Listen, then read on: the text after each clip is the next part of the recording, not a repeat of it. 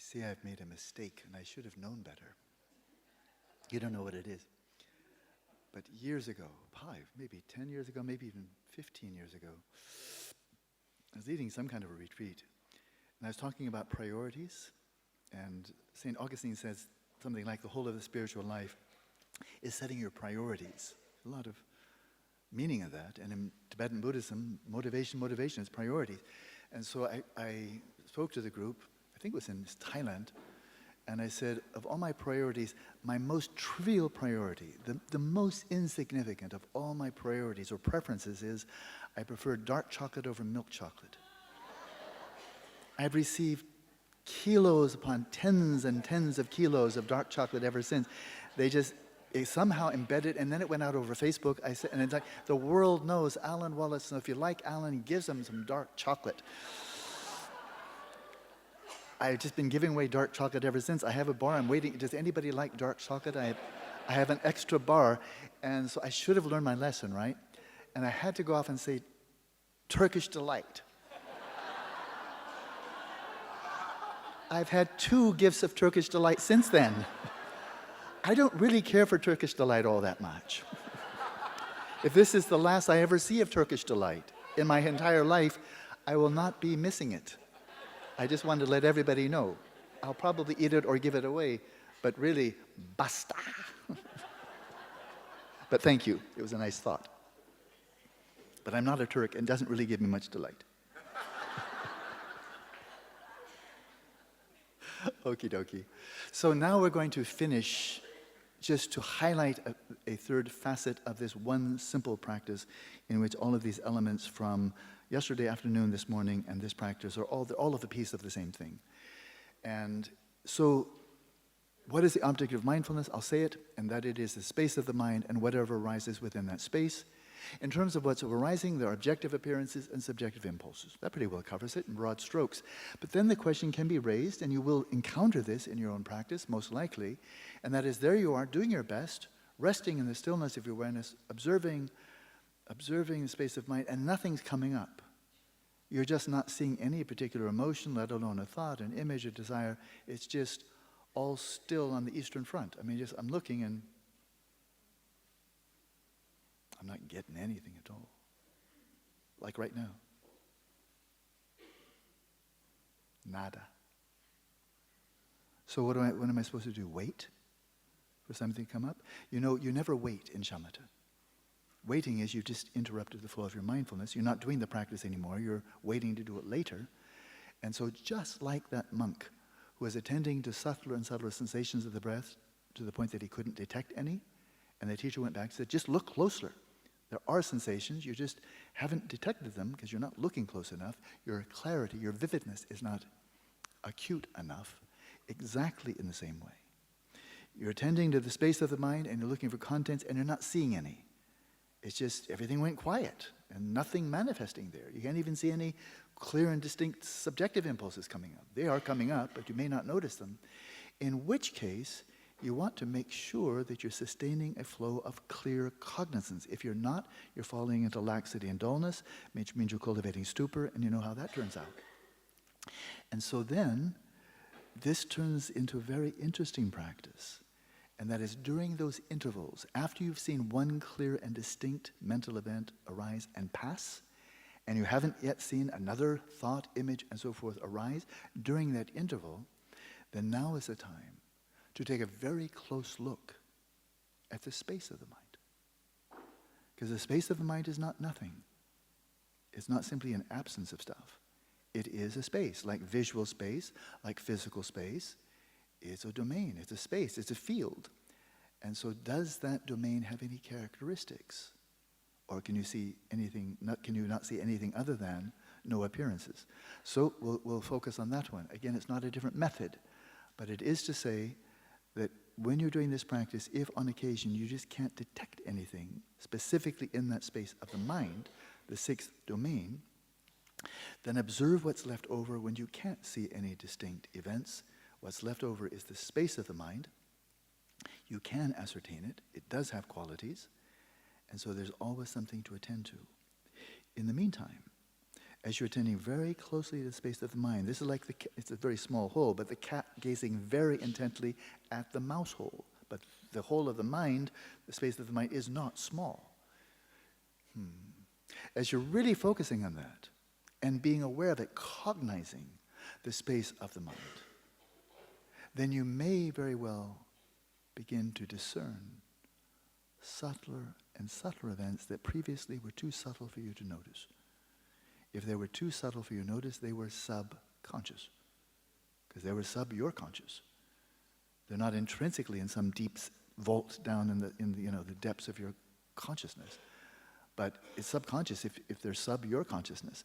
And so you might start to you will, if you enhance your vividness, you will start to detect subtler and subtler mental events, images, thoughts, desires, emotions that are just these subtle perturbations, these subtle spikes emerging, and they may last for seconds at a time, but so subtle you hadn't noticed them before. But if you can sustain your awareness of the space of the mind, you'll recognize that this is something a bit more than the space. This is something emerging from that space. If you can detect space, you're already ready to observe, to detect what emerges from that space. So there are two types of vividness. I spoke of vividness, relaxation, stability, vividness. One is qualitative vividness, such that as you enhance the vividness, acuity, high definition of your awareness, you're able to detect subtler and subtler mental events. They may go on for seconds, but like very, very subtle tactile sensations of the breath here, these are very subtle events that arise and may linger. And so your mind starts getting very interesting as you're kind of exploring unexplored wilderness. Because until now, you just weren't clear enough, not vivid enough to detect this substratum of unexplored mind. And so it gets more interesting. As I said, the greater the vividness, the more interesting everything is, including bending a finger. Well, your mind actually is a lot more interesting than a finger. This is pretty interesting. But your mind's more interesting than that. So that's qualitative vividness, to be able to detect subtler and subtler and subtler events.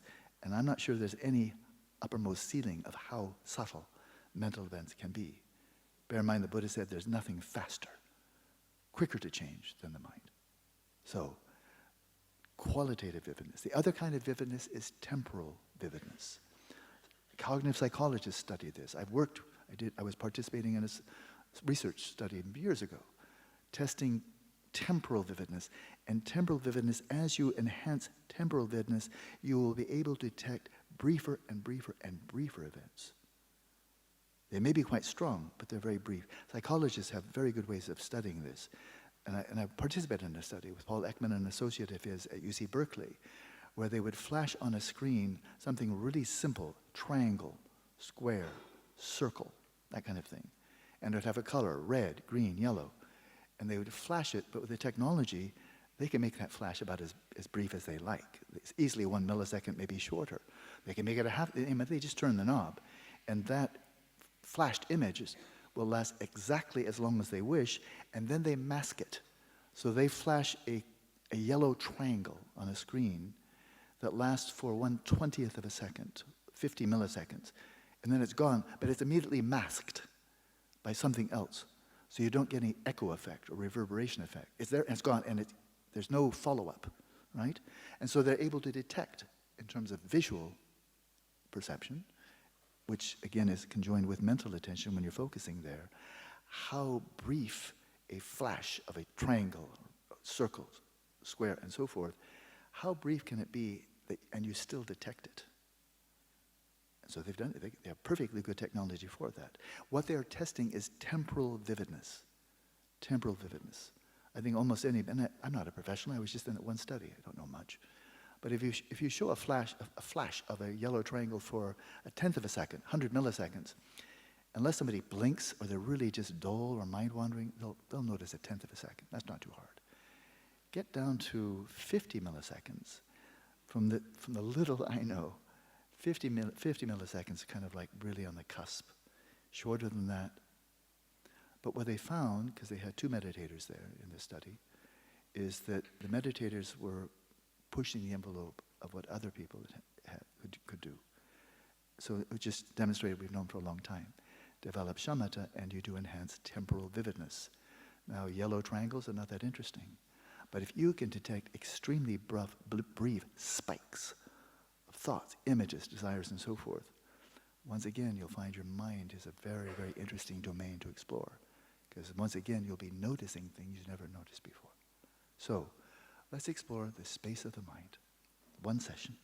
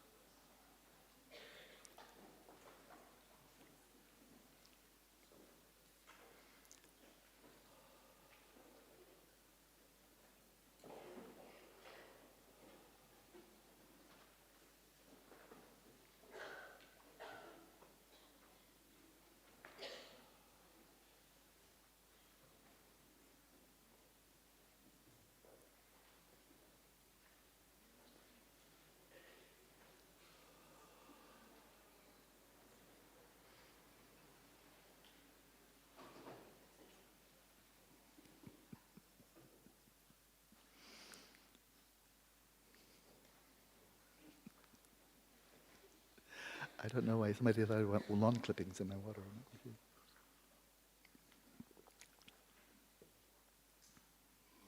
Hola, so.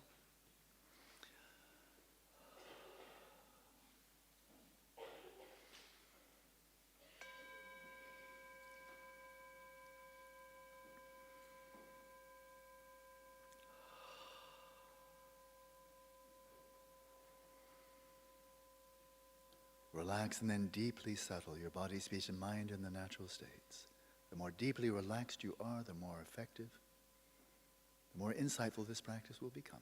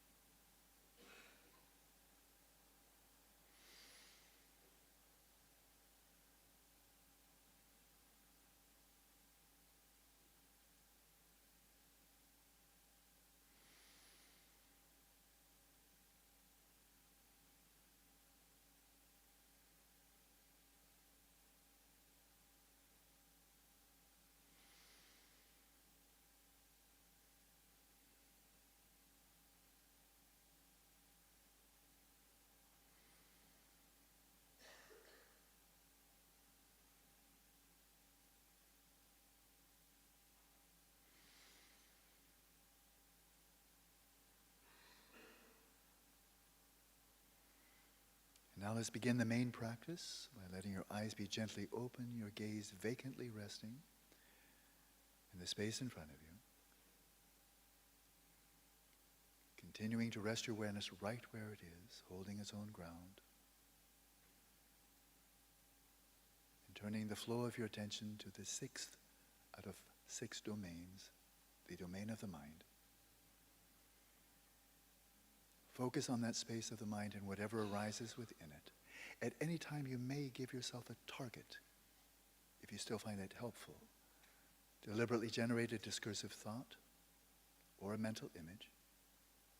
Let it fade and stay focused right where it disappeared, because it will disappear into the space of the mind, and it is from the space of the mind the next thought or image will arise.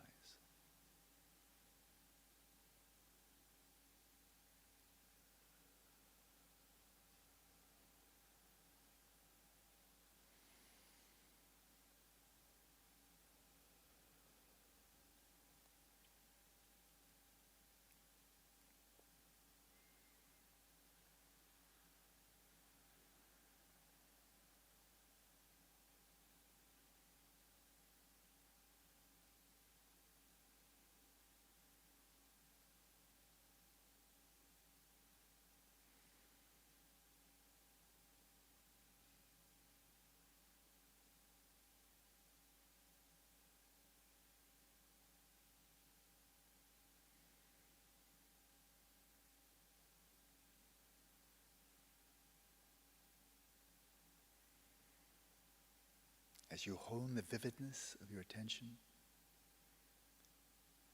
you'll be able to clearly discern the subjective impulses coming up, states of consciousness coming up, but also, of course, the thoughts and images. Maintain a continuous flow of mindfulness, monitoring that flow with introspection as needed.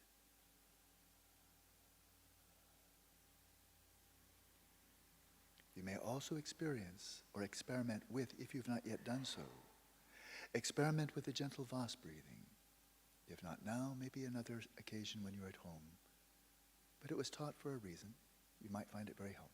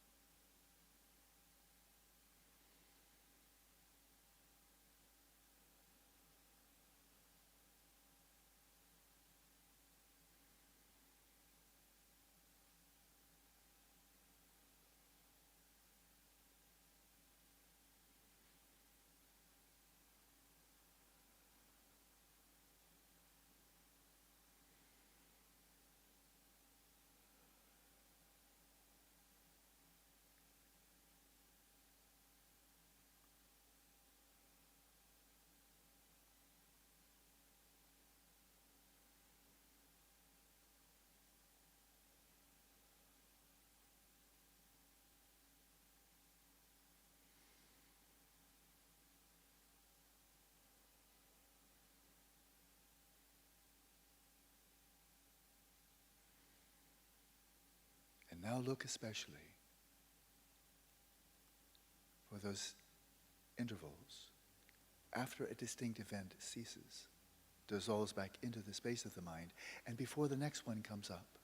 Take a special interest now on what remains, what is still ascertainable during the intervals of distinct events arising in the space of the mind. What do you see as you intently focus on that space of the mind itself? The domain in which all mental events, images, dreams, and so on arise.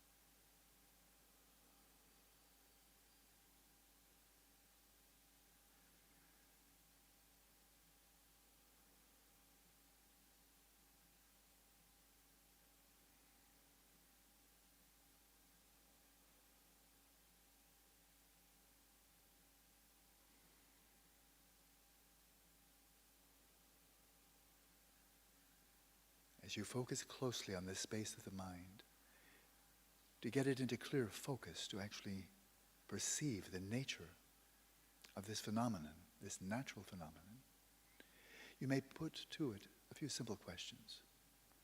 The space of the mind in which thoughts, images, dreams, and so on arise.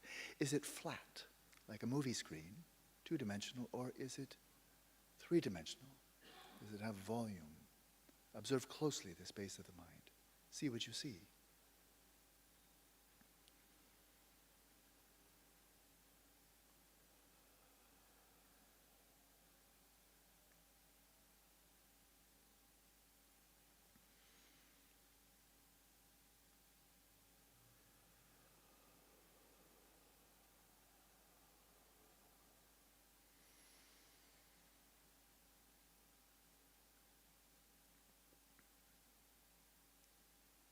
If three-dimensional appearances can manifest in the space of the mind, like a cube, or if you can imagine a train coming towards you, then it obviously follows the space of the mind must also be three-dimensional. Another question, does it have a color, the space of the mind? Is it black or white or blue? Does it have any color, including black or white? Or is it simply transparent? Observe closely.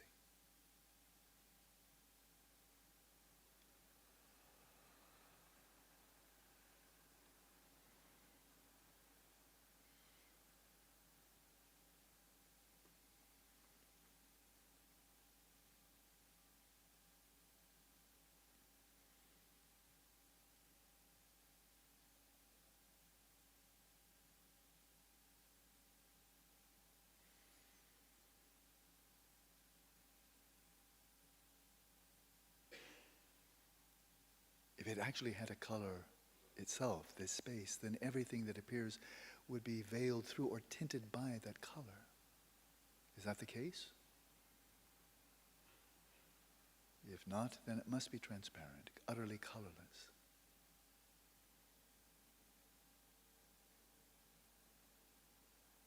Pose another question. Where is this space? Is it in front of you? Is it inside your head? Inside your body? Above, below? Where is it? Where is this space located?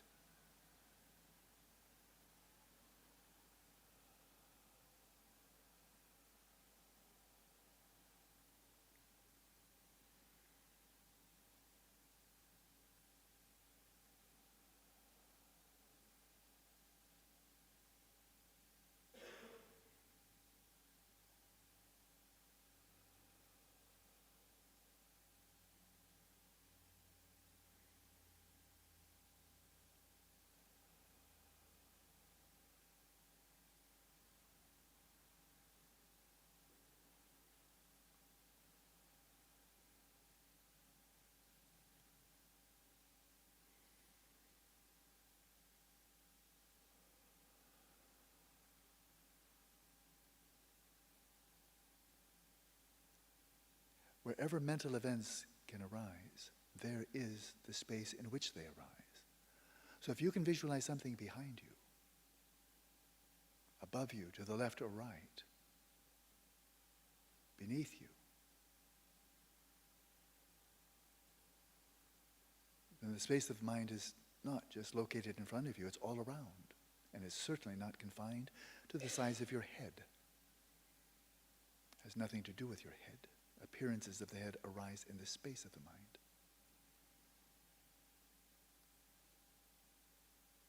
So then we ask, does this space of the mind have any borders? How big is it? Can you see its periphery? Can you see a center to the space of the mind?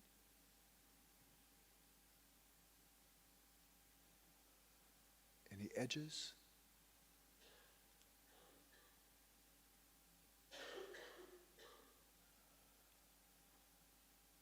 Does it have a shape? Is it a sphere, a cube, a pyramid?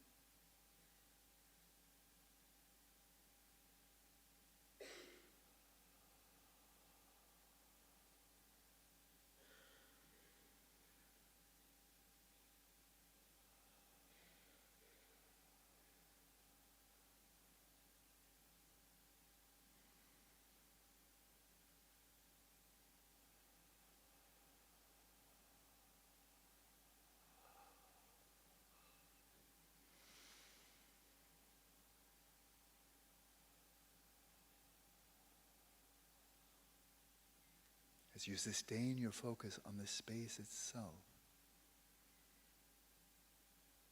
you may observe the emergence of thoughts, images, from that space.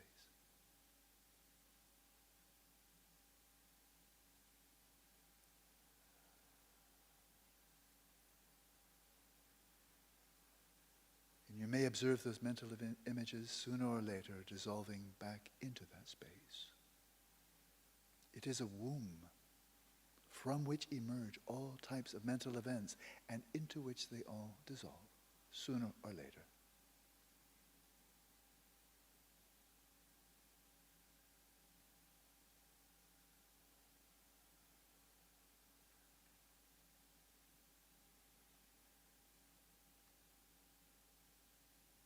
So now we synthesize all the aspects of this practice. Continue to rest your awareness in stillness and engage in the fullness of the practice. Observing the rising and passing of thoughts, images, objective appearances, the emergence of subjective impulses, and the space in which they occur, from which they arise and into which they dissolve. Rest in the stillness of your awareness, attending to the stillness of space and all the movements within that space.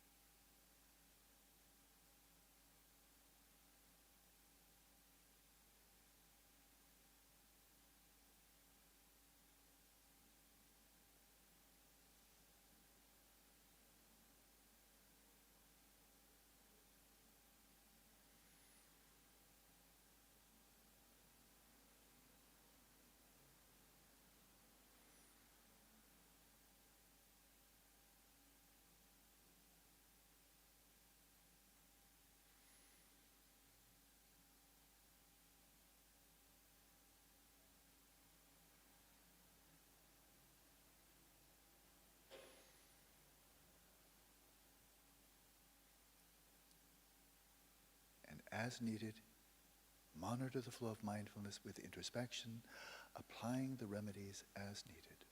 And let's continue practicing in silence.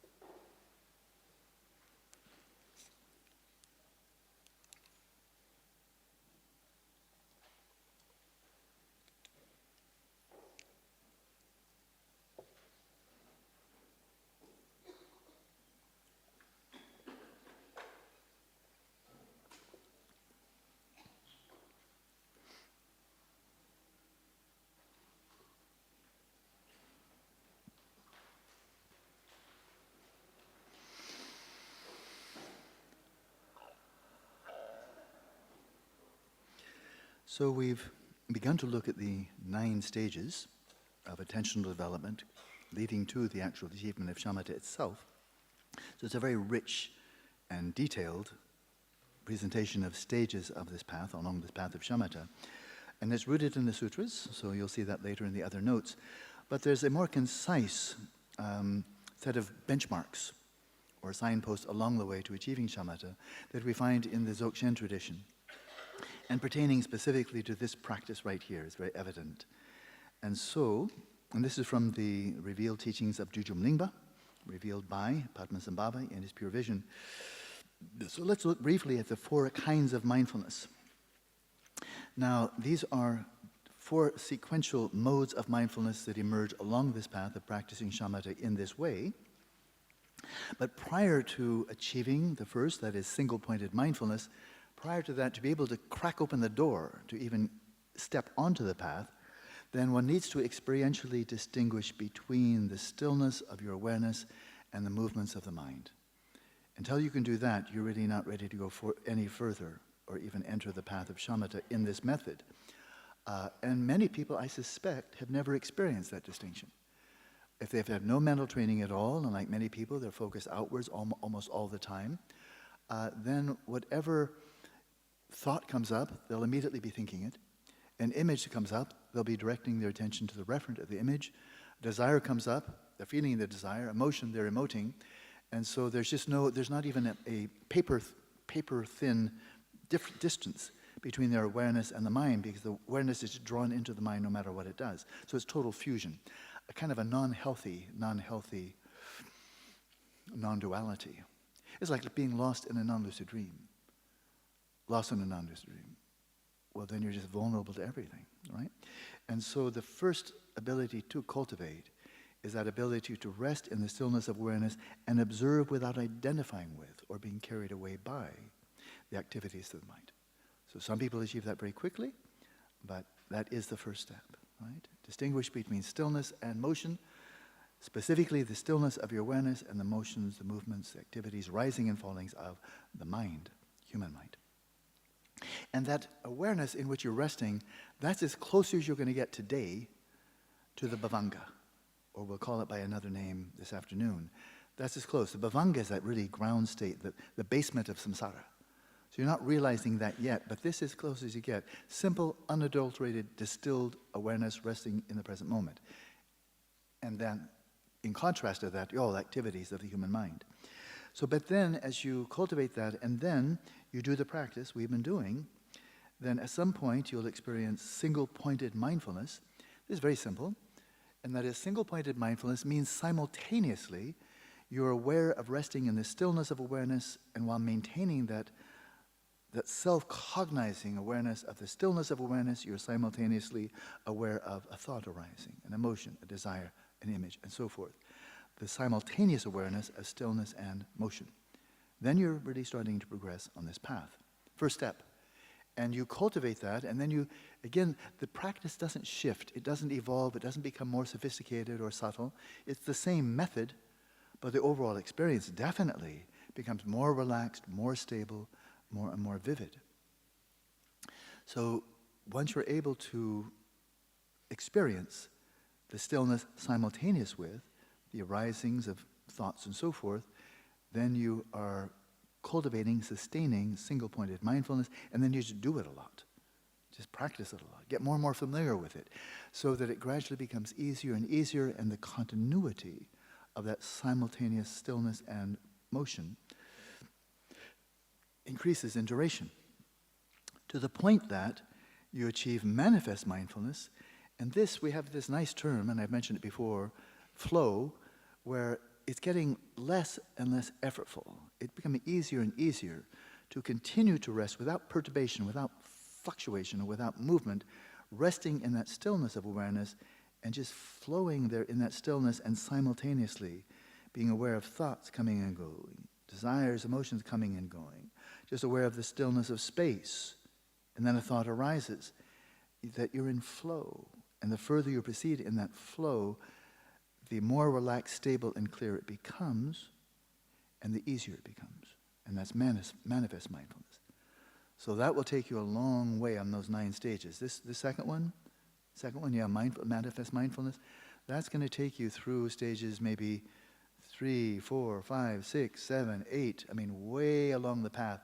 It's just doing this utterly simple thing, which is to say you're almost doing nothing at all. You are doing a little bit, but so little.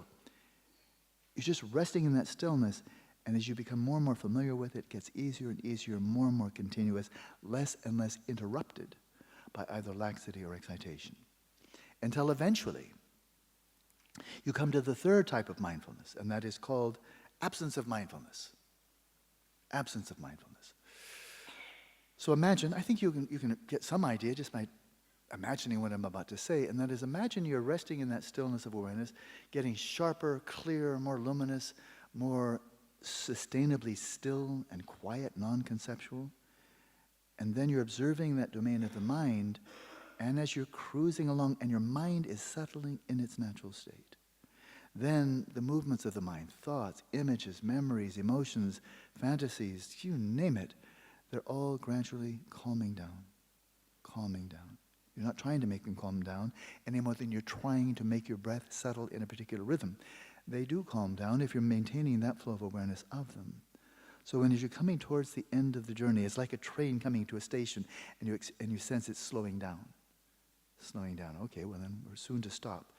You'll see that slowing down, and you'll experience your 5 physical senses gradually and then more and more durably imploding, so you become oblivious of your body and the environment, single-pointedly focus on the space of the mind, and the contents of the mind are becoming fewer and fewer, subtler and subtler, until flatlined.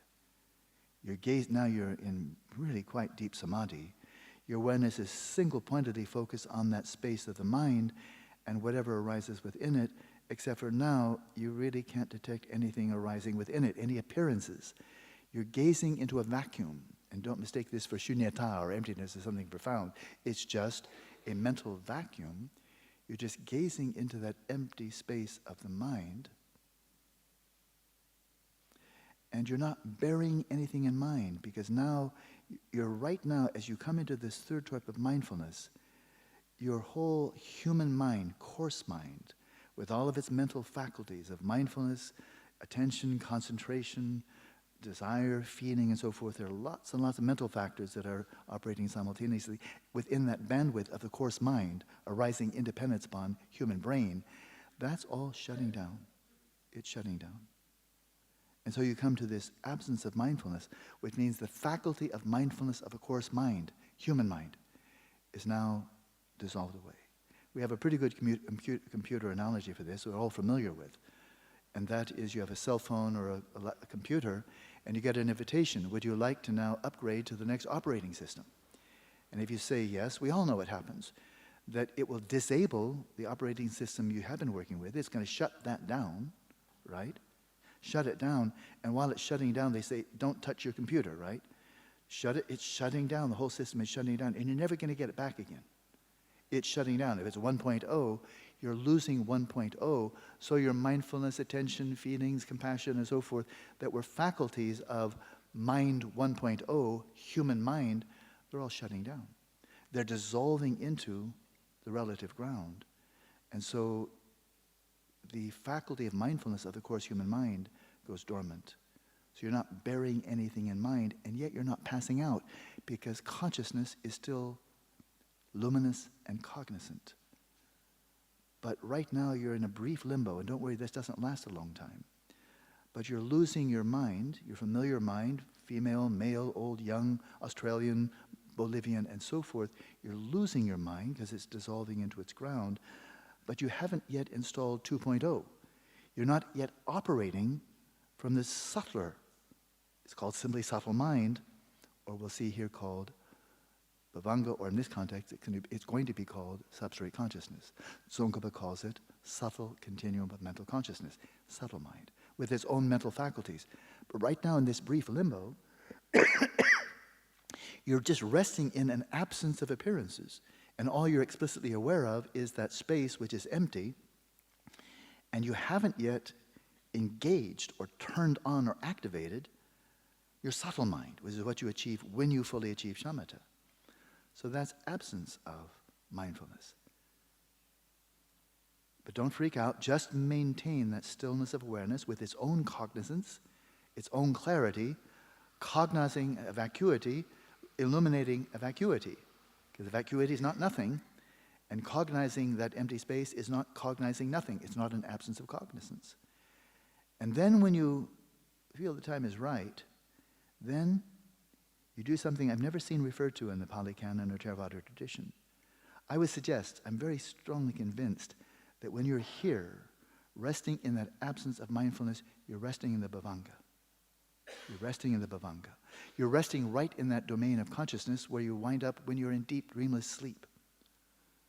But here, you got there along that whole path, you're accentuating, sharpening, refining luminosity. So you've not slipped into a state of unknowing. It's much more like being thoroughly lucid in deep, dreamless sleep. But it's better. Because if you want to experience lucid, dreamless sleep, all you have to do is get into a lucid dream, stop, let all the appearances vanish, maintain your lucidity, the dream will vanish, and you'll slip right down into dreamless sleep. You'll slip right down into the substrate consciousness. And if you don't lose lucidity on the way, you'll go directly from a lucid dream to a lucid dreamless sleep. This is not hard. But your experience of just going from an ordinary lucid dream and slipping right down to ordinary lucid dreamless sleep is not the same as achieving shamatha. Because anybody who can dream lucidly, this is not hard to do at all. Just stop. And then the dreamscape vanishes, you within the dream vanish.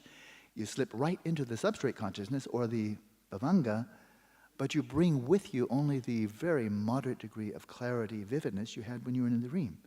Whereas if you've been practicing for hundreds or thousands of hours on the path of shamatha, practicing professionally, 8, 10, 12, 14 hours a day, doing that month after month, then you are unveiling the incandescent luminosity of this primal flow of consciousness. So when you're resting there in this absence of mindfulness, you have a radiantly clear awareness, luminous, bright, sharp, incandescent, illuminating a vacuity. So you don't see any, the light's not bouncing back from anything. But then you do something very clever. Resting in that sheer vacuity, but bright-eyed and bushy-tailed, clear, vivid, wide awake. You're just not aware of much, except vacuity. And you're experiencing an absence of mindfulness, mindfulness of the coarse mind. Then you do something very cunning. You take your awareness, your attention, and you probe it right into that which is aware, reflexive. In which case you're going right into the nucleus of luminosity. And that's when you achieve shamatha. You achieve the fourth type of mindfulness, which is called self-illuminating mindfulness. And that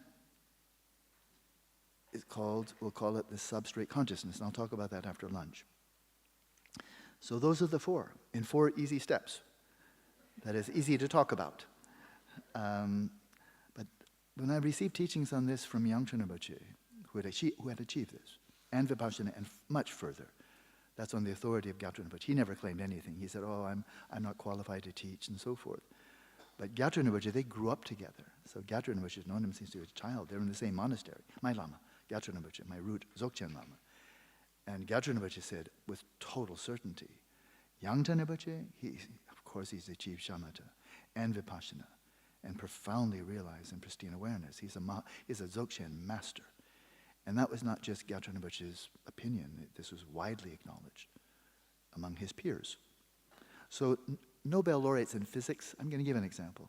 Nobel laureate in physics, I've met 2 of them, maybe 3. They recognize each other. Brilliance recognizes brilliance.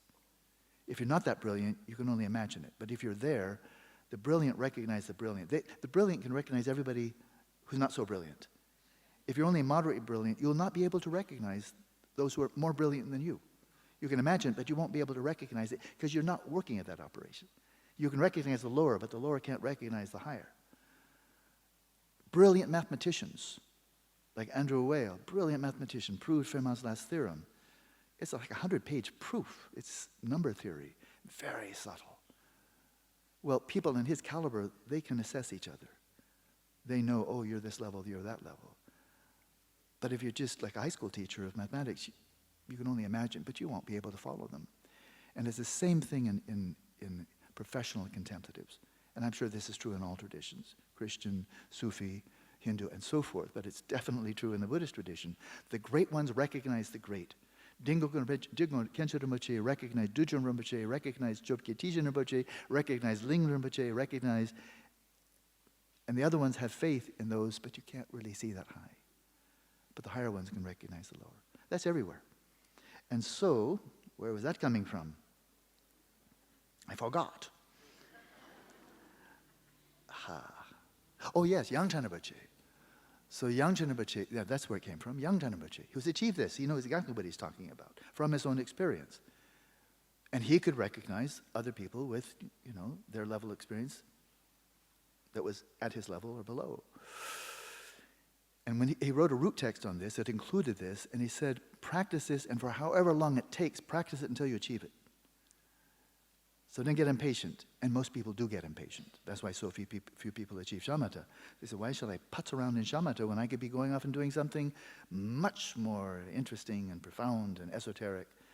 And so that's why hardly anybody achieves it, because they're just so impatient to launch off and do more advanced practices, which you're welcome to do. But you'll never fully realize the benefits of those more advanced practices if you haven't gotten your act together, if you haven't achieved this superbly healthy and finely tuned mind. This, as Lerab Lingpa said, this is the sound basis for the arising of all samadhis. Stage of generation completion, he may as well say Mahamudra and Dzogchen and so forth. And so, Yangchen Rinpoche said, when it comes to this, practice until you achieve it. And if it takes months, it takes years, it's worth it. That's what he told us. So, those are the four. And then we have a few minutes left before lunch, and so how do thoughts release? That is, again, you don't antidote them. And in this practice, you don't counteract them. You don't snuff them out. You don't try to fix them or improve them. The practice remains as simple as I've described. I've explained it fully now.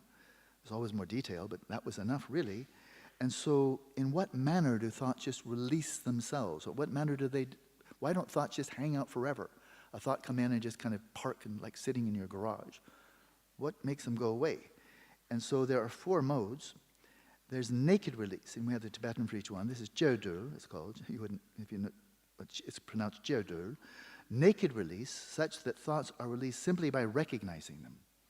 I think you may have experienced this already, and that as you're resting in that stillness, a thought comes up, you recognize it, and it seems by the sheer act of recognizing it, it's gone. Right? That's called Jerdul. People have been doing this for more than 1,000 years. We got some data behind this. So that's one. And then appearance and release. Appearance and release, Shardul, when by the power of familiarization, thoughts release themselves like a snake unraveling itself. Now bear in mind, when in Buddhism, Buddhist psychology here, when referring to thoughts, they're not referring just to discursive thoughts. Mary had a little lamb, that kind of thing. Mental chit-chat. Of course it includes that. But thoughts are generically referring to all kinds of mental activities. And so, some resentment comes up.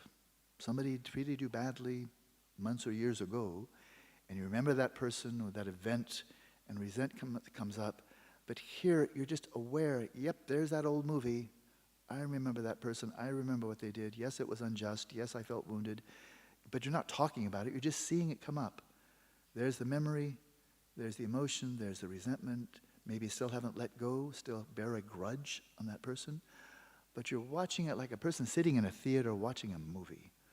You're resting in the stillness and observing that scenario, that memory and resentment coming up. And you just relax, loosen up and just observe it, not trying to make it go away. And then in that field of just open, clear, discerning, and one can say non-judgmental awareness, relieves itself. It's gone. And you may find you can actually be healed from that old resentment. That it's like a parasite and it didn't find a host. As long as you identify with it, it will find a host, you're the host, it's sucking your energy and then punishing you for it. And so this is appearance and release, that you don't need to fix it. It comes up. And whether it's fast or slow, it will simply release itself and be gone. Self-release is rangdol, when there's no way thoughts can help or harm you, like a thief who comes to an empty house. That's really, you can imagine this, that you're so firmly resting in, rooted in, grounded in, awareness resting in its own place, that you're like a 500-pound sumo wrestler, just kind of like, I'm not moving. And really a professional, not just a big guy, but just like, You have that sense of immovability, that whatever comes up, memory, emotion, desire, I'm not moving. It doesn't have enough of a grab. It's not going to move me. And so when you cannot be moved, either to be distracted away to the memory of the thought or be moved to identify with it when it just comes up, but like you have like a Teflon mind, just no stick mind, and whatever comes up, it just can't stick to you. Or as Paul Ekman says, in a very familiar way, the emotion comes up, but it can't get you in its grip. Very, very, I think we all know exactly what he's talking about. And so when you experience that, then whatever comes up, your worst nightmare, memory of the most traumatic experience you've had in your life, the most attractive thing that might arouse lust, craving, desire, or jealousy, or what have you, whatever comes up, you're just so grounded, and you're so lucid. You're so clearly seeing mental events as mental events that whether they're pleasant or unpleasant, they just can't harm you or help you. You don't need their help. They don't need to have them cheer you up. And they're not going to traumatize you or afflict you or give you pain. They just don't have the ability anymore. I remember Gyatso Rinpoche telling me this very explicitly when I was in a retreat. Gosh, what was it? Mid-90s, 94 or so forth. Went into a very strict 6-month retreat. I didn't see anybody, almost nobody. But every few weeks, then I would drive a pickup truck to the nearest little town, little cowboy town, Lone Pine. And back then they had telephones. You know, on a wall they had a telephone on the back of the public library, and I'd phone him up and ask for his advice in my practice. And he said, and I was doing this practice. I was doing exactly this practice, 6 months straight. And he said, Alan, as you settle in this practice, then even if 100 Maras appear, 100 devils, 100 demons appear, they'll not be able to harm you. And even if 100 Buddhas appear, the appearances of 100 Buddhas appear, they'll not benefit you. Because they're not Buddhas, they're just empty appearances. And they're not devils, they're not Maras, they're just empty appearances. So whatever comes up, you'll be imperturbable, invulnerable, and you'll know it. So he told me that a long time ago. And then finally, so like a thief coming into an empty house, the thief desperately wants to steal something from you. It's like Milarepa, you probably know the story. Milarepa in his cave, here's this ascetic of ascetics, living about 1,000 years ago, and he's living in his barren little cave. He was eating nettles. He probably didn't have a stockpile of nettles. Just go out, for the daily nettle search. So it's basically just a yogi sitting in a cave, And it was nighttime, and a thief comes to his cave, quietly sneaking around, trying to see what can I steal from this yogi, because he's a really soft target. You can be quite certain the yogi's not going to beat you up. He's a yogi, so probably do whatever you like. The yogi will just like that. And so the thief is rummaging around in his cave, looking for what can I get from this guy. And Milarepa, of course, is aware of coming in, so he calls out to him, "Hey, thief, how do you think you're going to find in the daytime what I can't? How do you think you're going to find in the nighttime what I can't find in the daytime? There's nothing to steal, so knock yourself out, but there's nothing here for you." And likewise, the thieves of the mind come as marauders or potential benefactors. And I'm sorry, you can't give me anything. You're not even really there. And you can't harm me because you're not really there. It is exactly being lucid with respect to your mind. So the activities of mind are disempowered. Because you're not letting them be a parasite in your own awareness. Your awareness is free. Now, temporarily free, you're just practicing shamatha, but if you cut through this bhavanga, or we'll see in this afternoon, alaya vijnana, substrate consciousness, aka subtle continuum of mental consciousness, if you cut through that to what in the Gelugpa tradition is called the indwelling mind of clear light, or innate mind of clear light, which is you find in Untitled Yoga Tantra, highest Yoga Tantra, or you'll find in the Dzogchen tradition Pristine Awareness. And His Holiness says quite clearly what the Dzogchenpas are referring to as pristine awareness, a primordial consciousness, is the same as what's called the indwelling mind of clear light in stage of generation, stage of completion. When you're resting there, you've cut through to a dimension of mind that is transcendent, is divine, is sacred. And that then, when you're resting there, he's saying substrate consciousness. Yedro, okay, I have written substrate consciousness. Okay, on a relative level, if you're resting in the substrate consciousness, which is not that ultimate ground, it's just the ground of the primal flow, you've heard it before. If you're resting there, you've achieved shamatha fully, and you're just resting in that self-illuminating mindfulness. Even there, whatever thoughts come up, they can't harm you. Let alone if you cut through that conditioned mind, and cut through unborn, unceasing primordial consciousness, then all the more. Whatever comes up cannot possibly harm you. But here, we're just keeping it within the context of shamatha. So this primordial release occurs for the substrate consciousness, which we'll see is very much akin to the bhavanga, has never been bound by thoughts, so therefore can't be harmed by them. And on one note, I have 1 minute, so it's very good timing. It's said, as we'll probably see in the notes just over the next couple of pages, that the substrate consciousness, that primal flow of luminous cognizant awareness, it illuminates all manner of appearances, but doesn't enter into any of them. It doesn't fuse with any of them.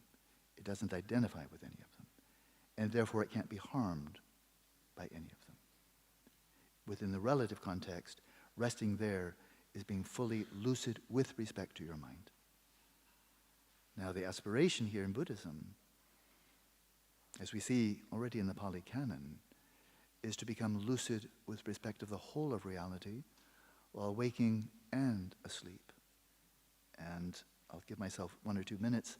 Very famous story, wonderful story, from the Pali Canon. There was a wandering, again, he was a Brahmin, I think. But he saw the Buddha's footprints out in the forest. The Buddha has 32 major, 80 minor marks, and one of them is Dharma chakras, Dharma wheels on the soles of his feet. So when he walks, you see a very distinctive footprint.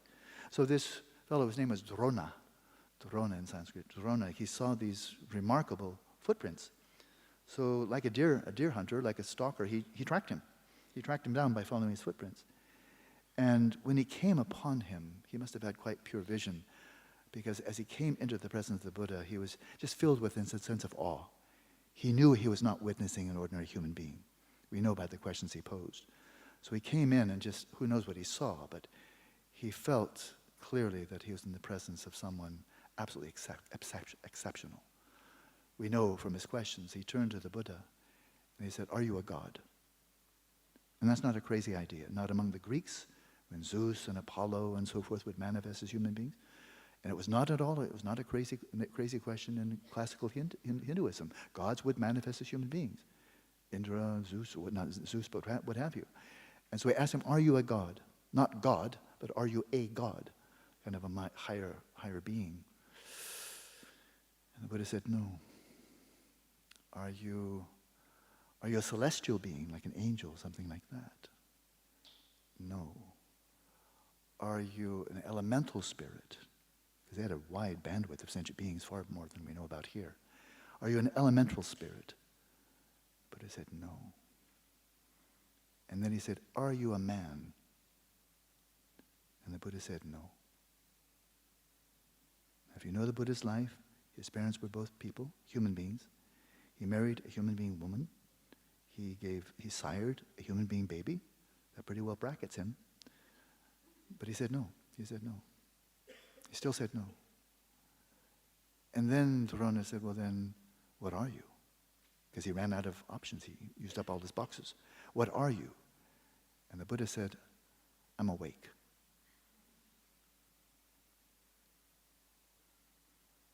And so that's the aspiration. To fully awaken to reality. Not just become lucid in dreams, become lucid with respect to reality in the waking state. So that's the story with which I send you off to lunch. See you at 1:30.